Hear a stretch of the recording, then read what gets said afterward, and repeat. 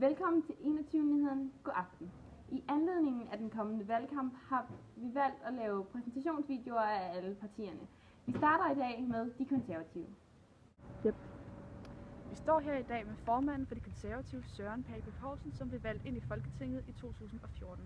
Og Søren, hvad er jeres ideologiske udgangspunkt? Vores ideologiske udgangspunkt er simpelthen liberal konservatisme. Så det betyder, at vi er både liberale og konservatisme. Det er begge ideologier, vi har nogle punkter fra, men vi beholder også mange elementer for konservatisme. Ja. Og vores partibogstav er C. Ja.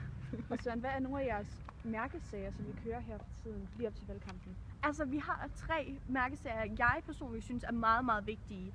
Det er et stærkt erhvervsliv, et stærkt EU og folkeskolen. Ja, den første, et stærkt erhvervsliv. Nu vi vil gerne have skat ned til 15%, hvor at vi mener, at der er ingen, der skal betale 50%, fordi det er lidt at tage noget fra andres frihed. Og EU, vi går ind for EU, vi synes, det er en god ting. Vi synes, det er godt at have nogen, som der lige kan bakke os lidt op. Og folkeskolen, der synes vi, at der skal være mere undervisning i folkeskolen, fordi vi har set mange eksempler på, at vores folkeskole det lider fra alt. Og at der ikke er særlig, lærerne skal være specialiseret, og der skal være rummelighed. Og på den klassiske højre-venstre skala af de politiske partier, der ligger de konservative helt ude til højre sammen med Venstre. Og Søren, hvad er jeres klassiske vælgerprofil? Vores vælgerprofil er meget blandet.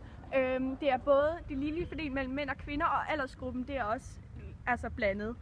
Men vi kan se, at det er meget selvstændige og højere funktionærer, som der stemmer på konservative. Og vores husstands, bruttoindkomst har vi ifølge vores analyse af vores vælgere, der er det 300.000 og over. Ja, og tusind tak til dig, Søren. De konservative sidder nu med 8 pladser i Folketinget. De har lige nu ikke nogen plads i regeringen, og det vil sige, at de er opposition.